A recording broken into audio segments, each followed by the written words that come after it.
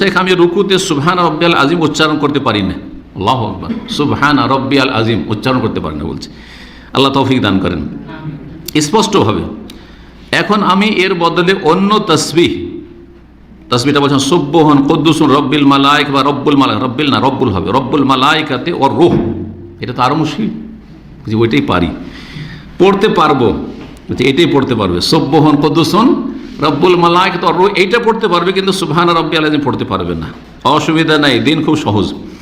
তো বলছেন যে তো আর হানাফি ইমাম অনেক তাড়াতাড়ি রুকু করে, 3 বার বলতে পারি না, মানে সুবহান কুদ্দুসুন রব্বুল মালাইকাতে ওর রূহ 3 বার পড়তে মুক্তাদি এই ভাই পারছে না। যদি 2 বার মাত্র ওই তসবিহ পড়ি তাহলে কি রুকু হবে? 2 বার না, শুধু 1 বার পড়লে হয়ে যাবে। এই মাসালা কিন্তু আমাদের দেশের অনেকেই জানে না, মনে করে 3 বার একবার মাস্ট, অবশ্যই 1 বার তসবিহ করা রুকুতে সেজদাতে রুকুন ফরজ, 1 বার। 3 বার সর্বনিম্ন উত্তম সুন্নাত, সর্বনিম্ন উত্তম বললাম। আর তার বেশি যত বেশি পড়বেন সর্বোত্তম, যত বেশি পড়বেন তত উত্তম। মাসলা স্পষ্ট না?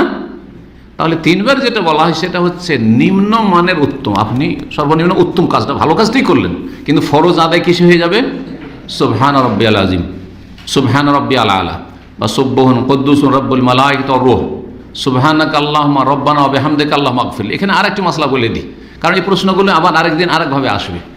আচ্ছা, এই যে বিভিন্ন দোয়াগুলি তসবিহ রুকু সেজদাতে আছে বা তসবিহগুলি আছে, সেগুলির যে কোনো একটা পড়লেই হবে, না আগে সুবহান রাব্বিয়াল আযীম সুবহান রাব্বিয়াল আলা রুকু সিজদাতে পড়তে হবে আর তারপর অন্যগুলো পড়তে হবে? কি জানা আছে আপনাদের? একদল বলছেন যে আগে সুবহান রাব্বিয়াল আযীম কমপক্ষে 1 বার পড়তে হবে, আগে সুবহান রাব্বিয়াল আলা সিজদাতে 1 বার কমপক্ষে পড়তে হবে।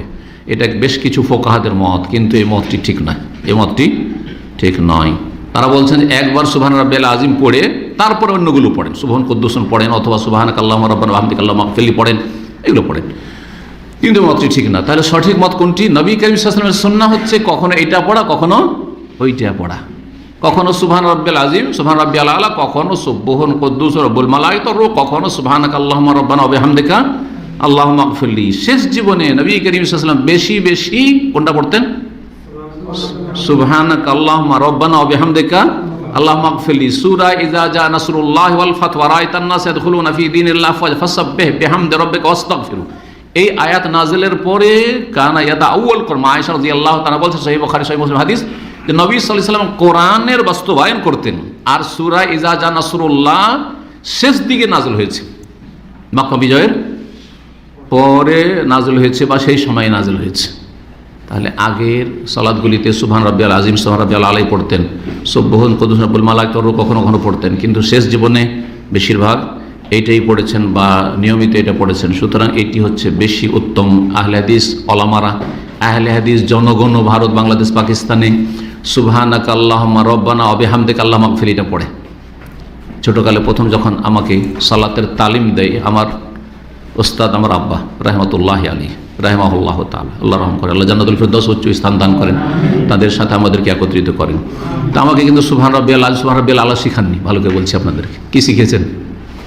কারণ উনি যে আমলটা প্রচলিত ছিল সেটা শিখেছেন, কি? সুবহানাকা আল্লাহুম্মা রব্বানা ওয়া বিহামদিকা আল্লাহুম্মা আগফির।